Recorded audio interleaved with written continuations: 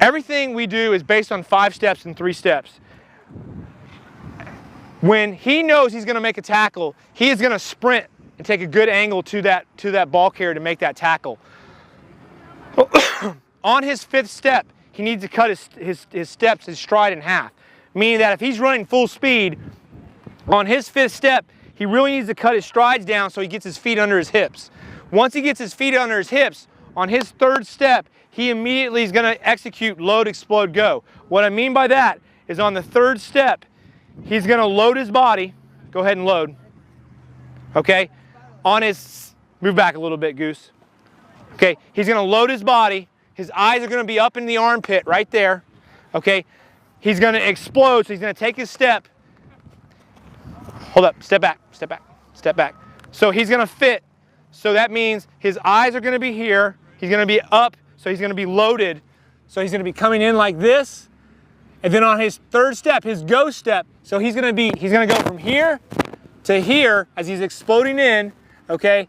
And as he's exploding, he's basically trying to run over this guy's feet as he goes through, and he's going to drive his feet in, and he's going to stab his eyes into the shoulder, because we want to get his head out of the tackle.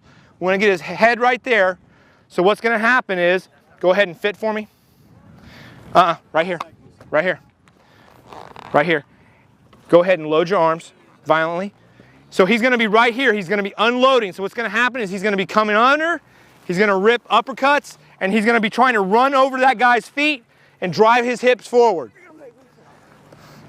Okay? So what we're trying to do, there's 2 things. One, we're trying to get our force, our leverage under his. So we're trying to get under him. And as we step through and we violently make contact, we're also trying to create rotation. That rotation is what's going to give us an advantage. What I mean by that is if we were just to come up and just make a tackle like this, it would just be force on force. Okay? So if he's bigger than me, and he's stronger than me, he's going to win that battle.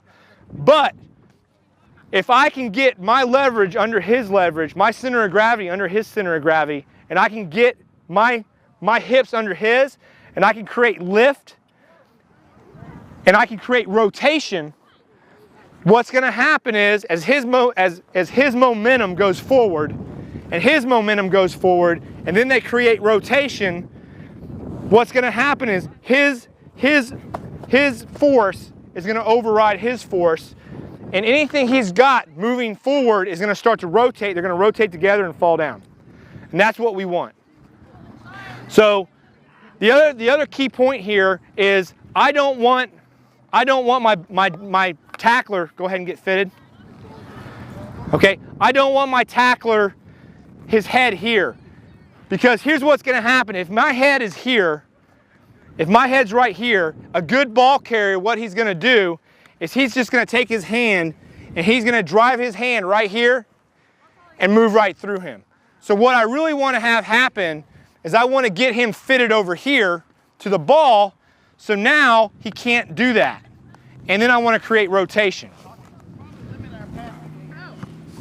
So that's just some of the finer points on tackling and why we stress getting the eyes into the armpit, ball side. Now if it's an angle tackle, and he's coming in this way, then that rotation is even more important, because what's going to happen is that defender comes in, go ahead and load, go ahead and load. He's coming this way. As he loads in and he explodes his hip forward, now it's even more rotation that way. So now what happens is he turns this way and he falls down. So that's just some of the finer points on tackling. You've got to really, for me, I really want to stress the 5 steps.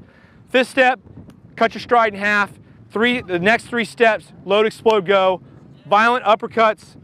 But what I'm really looking for is for these elbows to get under the rib cage. Go ahead and fit for me real quick.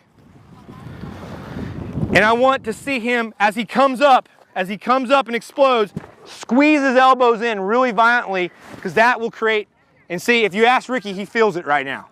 Okay? Go ahead, let go. And that's what you want. You want to create that arch so that when he goes back, the ball is exposed and he has no momentum. Because as soon as you get his back, as soon as you get him here and get him fitted here, he can't move on you. You've got him.